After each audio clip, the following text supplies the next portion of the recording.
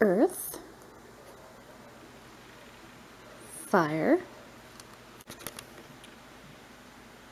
wind, water, light. These things combined, you can cleanse your crystals. So this is a kind of a long-awaited video, and I know, so before I get you into grounding crystals, I kind of wanted to give you a background on how to cleanse your crystals. So let me turn this off, because I know traditionally light is not factored in. So, but out of this book, it was one of the suggested cleansing techniques. And we're going to start with light. So what you do is you would pick up your crystal, hold it in your hand, and then just envision white or golden light around the crystal, cleansing it of energy. Now if you want, you can take it to this kitchen or the bathroom and put it in under running water, same deal. Hold it or run it under the water and picture golden or white light infusing the crystal and cleansing it of energy. Now, why do we want to cleanse crystals? Well, basically the deal is that you have energy that they just pick up along the way. So each crystal vibrates at its own frequency, at its own rate, and each one kind of does its own thing. Each one will correspond to a different chakra, to a different, sometimes it's alright, so why do we want to cleanse crystals? So you want to cleanse them in order to get rid of any residual energy that's attached to them. So whether it's from your everyday use, if you are a healer and you do grid work, or you have the chakra crystals and you use them, you just want to clean off all the extra energy that's being picked up by the crystals throughout the day. If you have ordered them from somewhere or you've picked them up in a store, they've been exposed to all that energy from all the people that have delivered them, that customers of the store and whatnot. So you want to get rid of all that extra energy, all that residual stuff, yucky, still not yucky stuff, but just the residual energy. Someone's having a bad day, then the crystals picked up negative energy. How often you want to cleanse is up to you. It's going to depend on what you're using them for, how often you're using them. If you're just using them from your own everyday use, then maybe, I don't know, once a month, once every couple months, every 3 to 6 months, life happens, so whenever you remember. If you have a grid set up somewhere, like under the bed, or you're using it daily, you are going to want to clean that every week. If you're a healer and you're using grid work, you probably want to cleanse them more often. Maybe it's daily, weekly. You know what you need to do, so I'm not gonna sit here and tell you what to do. So now each crystal will vibrate at its own frequency. Each one connects to at least one chakra. Some connect to multiple chakras, and they can be used to aid in the treatment of physical illnesses, mental illness, spiritual imbalances, emotional problems. They can help you release stuff, work on past lives. So there's a lot of different uses. If you should lend someone your crystals, you want to clean them as soon as you get them back, because you want to get their energy off of your crystal. So in a previous short I had done, I had mentioned that you can charge a crystal anytime under moonlight, any crystal under moonlight, and that is still true. So traditionally, well, not traditionally, I find it easier to work under the new moon, where you have I believe it's 3 days before the start of the waxing moon. So those 3 days are kind of really good for new beginnings and stuff like that. Then if you want to draw something to you, you want to put it under the waxing moon, which means you're heading from the new moon to the full moon. And then if you want to release something, then you want to do it under the waning moon. So that means you're going from the full moon back to the new moon. Now, there are some, I feel like this is predominantly in Wicca, maybe other pagan traditions will follow this as well, where there are different uses for the first crescent, half moon, 3/4 moon, of the waxing moon, the waning moon. I have enough problems personally keeping track of when the full moon is and when the new moon is, so I don't generally tend to ascribe to that. I will give you some books in the description that you can use if you want to dig deeper into that, if working with the moon is something that you are interested in or that really resonates with you. So I'm going to use our flashlight, which was my representative for light, as our representative for the sun, because I don't have a picture of the sun. So basically, the moon and the sun are representatives of fire. So you can put your crystals out under moonlight. Any and all of them can go out under the moon. And then most can go into sunlight. There are a few discrepancies. Well, it's not discrepancies. That's not the right word. There are a few things that you need to bear in mind, so you're going to want to do research on your crystals. So, for example, this is rose quartz. So hopefully you can see this one is nice and pink. So here's the deal. Rose quartz gets paler in the sun. So it will go from kind of this nice pinky color. I don't know how well that's showing up on the camera, to kind of this more milky white color, and then it will eventually turn clear. So if you don't care, then by all means throw them in the sun. You can put these in the sun for a couple hours at a time, you know, whatnot, but don't leave them in the sun for very long or they will start to fade.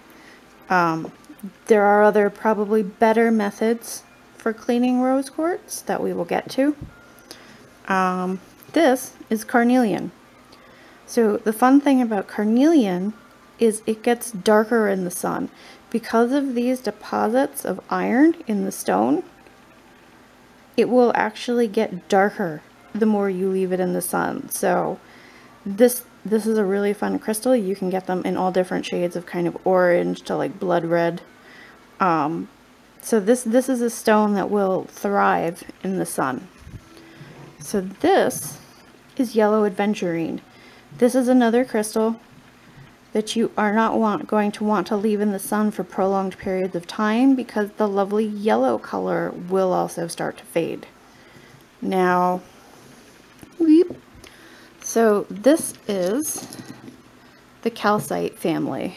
So this is green calcite, blue calcite, orange calcite. Now, these might slightly fade in the sun, but you also want to be very careful because they will become very brittle. So they might crack. What might actually prevent this is if you put them in water in the sun. Now, granted, this is going to be like months to years of exposure in the sunlight. So if you want to cleanse and recharge them in the sun for a couple of hours or for a day, that's fine. You know, they should be okay. It's going to be months and months to years of exposure. The only reason why I'm bringing this up is that if you're someone like me, where you just kind of plunk things in the sun and then kind of forget about them, you really are going to want to pay attention and not do that. So this is a rough cut green opal. This is another stone that you do want to be careful how much exposure to the sun it gets, because it will also get brittle and it will crack. So, I mean, granted, most crystals will crack eventually, but if you can care for them properly and cleanse them properly and take the time to kind of tend to them, then they will have much longer lifespans, you know, rather than the ones that just take a physical beating. So another thing that you can do to cleanse all of your crystals is smudge them. So this is air. So this is the element of air. And all you do, you just get your smudge sticklet and just, you know, wave it over them. Now, if you are a Reiki master or any kind of energy worker, and you have any kind of, you want to use like the Reiki symbols, or you want to, if you have any kind of, I don't know what other energy, I am unfortunately not familiar with other energy healing modalities. I know they exist, like hands-on healing and whatnot. So if you have any symbols or any procedures that you would use, you can use those on your crystals as well. You can, so you can, you know, either with your hands or with the smudge stick, make the symbols over the stones, and that's another way to cleanse them. Also, in the light visualization, you can also use Reiki to cleanse the crystals as well. So if you want to envision the white healing light of Reiki cleansing your crystals as opposed to just generic white light or, you know, gold light, you can do that. If you're not a Reiki practitioner or you're not an energy healer, then just envisioning regular old white light or gold light will work just as well, or, you know, sun, moon, smoke, or smudge. Now that brings us to another one that all of your crystals can be cleansed with, is earth. I'm going to get to the salt in a minute. It is here for a reason. So, but if you want, you can take your crystal and just tuck it into a potted plant. Earth naturally absorbs negative energy. So you can tuck your stones into your potted plants if you want. Leave them for maybe a few hours, for a day or whatever. Come back, rinse them off, and you're good to go. So that's another thing you can do. You can do this with any crystal, you know, just make sure that they are clean afterwards, because you don't want to be tracking mud through your, you don't want to be, you know, have little spots of mud about, if you, especially on a tablecloth or on sheets, if you're working with healing, if you're healing anything, or, you know, if you're carrying them in your pockets, that's fine. So now here's another thing, water. So most stones can go in water, and then all you do, just plunk them in. You can use running water, you can use regular water, you can use regular water, you can use running water, or you can use a bowl of water. And then what you can do is you can take this bowl, put it in the sun. Oh, my candle went out. You know, I had you lit, and probably I smothered it when I went to go light my smudge stick. But yeah, so that's all you gotta do is just, you know, you can now put this in the sun if you want. You can just leave it somewhere. Now another thing you can do is, if you want to add a little extra oomph to it and mix your elements, this is where the salt comes in. Salt is one of the oldest purifying elements. It's also an element of earth. Let me not season my table. So you just put salt water, let it dissolve if you need to, stir it up a little bit, and then you're good to go. And then, so now your crystals are being cleaned through earth and water. And then throw it in front of the sun, or pseudo sun, it's really bright. There we go. Not, looks less like an interrogation. So now you've got, you know, fire, water, and earth. If it's windy, you know, you've got all four elements, and that's really simple. You can do that with anyone. Now, as I mentioned before, because I used to do this quite often, is I would take the green calcite, put it in a cup, and leave it under a skylight in salt water. That actually seemed to have treated it fairly well. It didn't really fade, and it didn't seem brittle. So I don't know if putting some stones in water in the sun will protect them from becoming brittle. However, this rose quartz is one that I would do that with as well, as, and you can see a little bit clearer now, it turned a little bit more white as opposed to pink. So this is a very pale pink, but it is pink.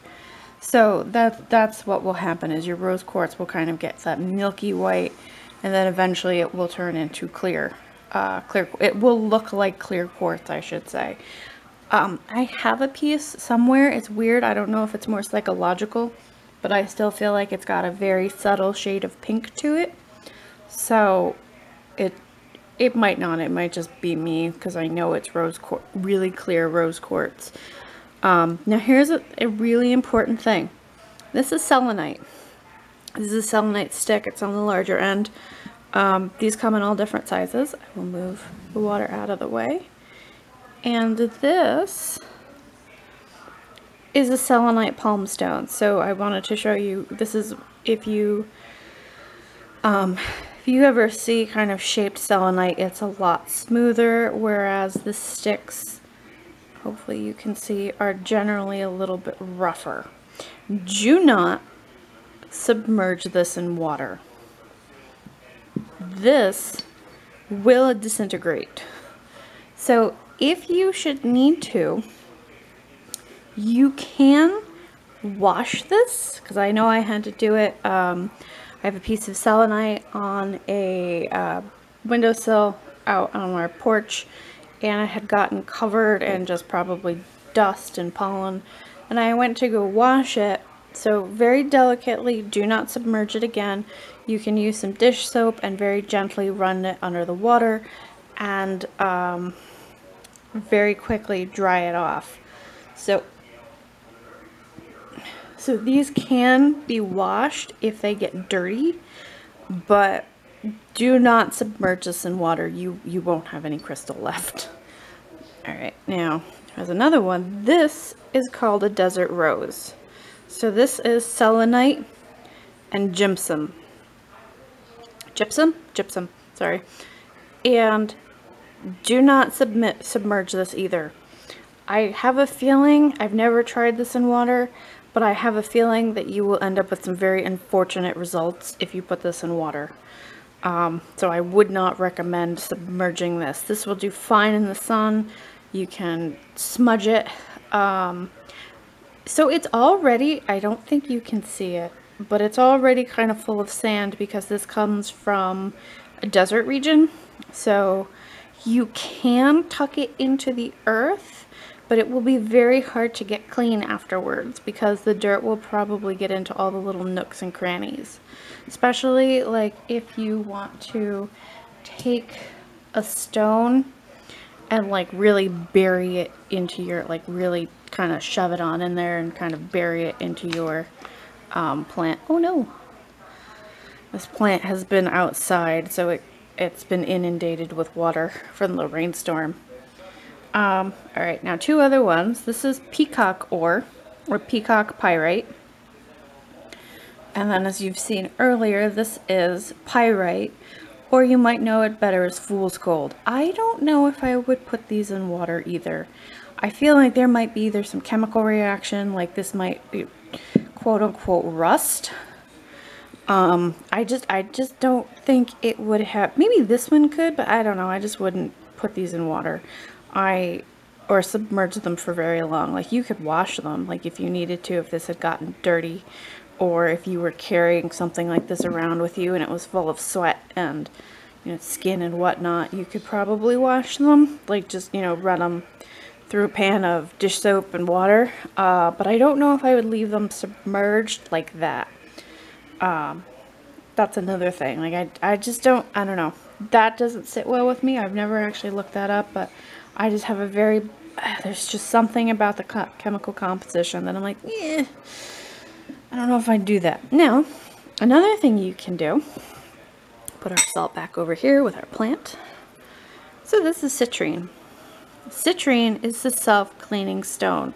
So you don't have to put it in the sun if you don't want to. You don't actually have to cleanse it. You can.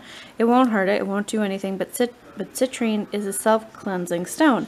Not only that, it will cleanse whatever crystals you keep it with.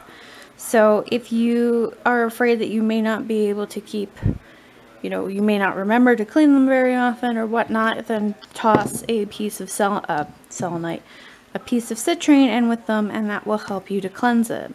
Now, I have 3, 4 examples of amethyst. They're all different shades. That's not amethyst. That was a terminated quartz. So like the really dark amethyst and some really light ones. If you can find an amethyst geode, you can put your crystals in there and amethyst will cleanse them. You might be able to leave your crystals with your amethysts as well, and that will help to clean them. Amethyst is just a powerhouse of a stone. It's got so many uses.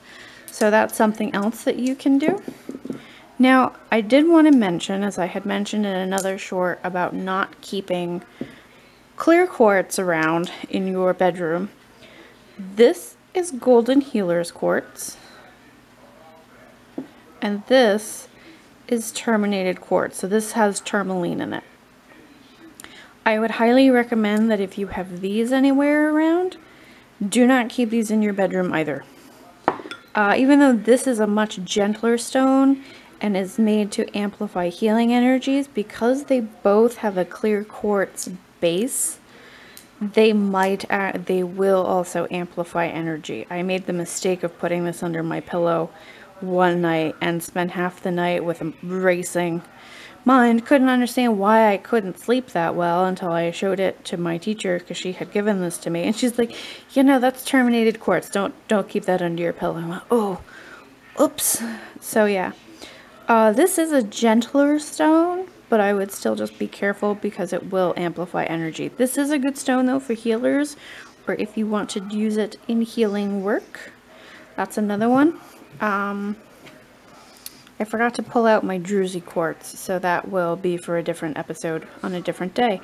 So, but that is everything. That is how you can use all of these elements to cleanse your crystals. And, you know, they're nice, they're simple, they're easy. You can mix and match. You know, if you want to smudge, you know, let's fire this puppy back up and not smother our candle again. So if you want to just smudge your water and smudge your crystals that are in there, you can do that. You can smudge them before you put them out into the sun. You can just smudge them, especially if it's a crystal that you don't want to see fade. You can smudge them and then run them under running water. So there's a lot of options that are available to you. So, you know, do whatever comes to you, do whatever strikes your fancy, and always make sure to research your crystals to find out, can they be put in water? You know, are there any restrictions on the sun? And always remember, smudging and moonlight, good for any crystal at all. And, you know, again, waning moon is if you want to release stuff. Waxing moon is to draw something to you. And new moon is for new beginnings and starting over. I think that's everything. All right, thanks for stopping by. And until we meet again, my friends, take care. Bye.